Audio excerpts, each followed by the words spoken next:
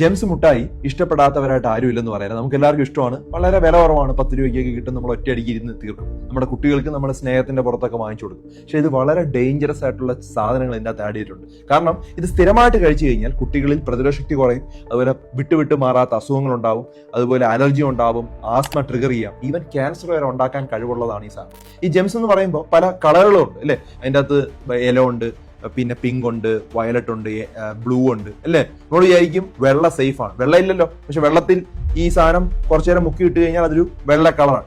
ഈ വെള്ള വരെ പ്രശ്നമാണ്. വെള്ള എന്ന് പറഞ്ഞാൽ ശരിക്കും ടൈറ്റാനിയം ഡയോക്സൈഡ് E171 എന്നുള്ളൊരു സാധനമാണ് ഈ വെള്ള. അത് തന്നെ പല തരത്തിലുള്ള പ്രശ്നങ്ങൾ ഉണ്ടാവും. നമ്മുടെ യൂറോപ്യൻ ഫുഡ് സേഫ്റ്റി അതോറിറ്റി 2022 മുതൽ ഇത് ടോട്ടലി ബാൻഡാണ്, ഉപയോഗിക്കാൻ പാടില്ല. അതാണ് നമ്മുടെ ഇന്ത്യയിൽ കോമൺ ആയിട്ട് ഉപയോഗിക്കുന്ന സാധനം. ഇത് France, Germany, Netherland, Austria, Denmark, Norway, European union ഇത്രയും സ്ഥലങ്ങളിൽ ഇത് ബാൻഡാണ്. ഇപ്പോഴും ഇന്ത്യയിൽ ഇത് കൊടുക്കുന്നുണ്ട്. ഇതുപോലെ യെല്ലോ കളർ കൊടുക്കുന്ന സാധനമാണ് നമ്മുടെ ടാട്രാസിൻ E102. അതും പ്രശ്നക്കാരനാണ്. അതും നമ്മുടെ ഹൈപ്പർ ആക്ടിവിറ്റി കുട്ടികളിലുണ്ടാവും, ആസ്മ ട്രിഗർ ചെയ്യും, അലർജി ക്ലാഷസ്, മൈഗ്രെയിൻ പോലുള്ള. ഇത് ഓസ്ട്രിയ, നോർവേ പോലുള്ള രാജ്യങ്ങളിൽ ഇത് ബാൻഡാണ്.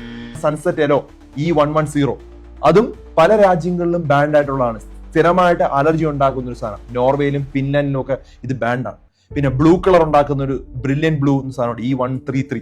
അതും അലർജി ട്രിഗർ ചെയ്യുന്ന ഒരു പ്രശ്നമാണ്. ആനിമൽസിൽ പഠനം നടത്തിയപ്പോൾ ക്യാൻസർ ഉണ്ടാക്കാൻ സാധ്യതയുണ്ട്.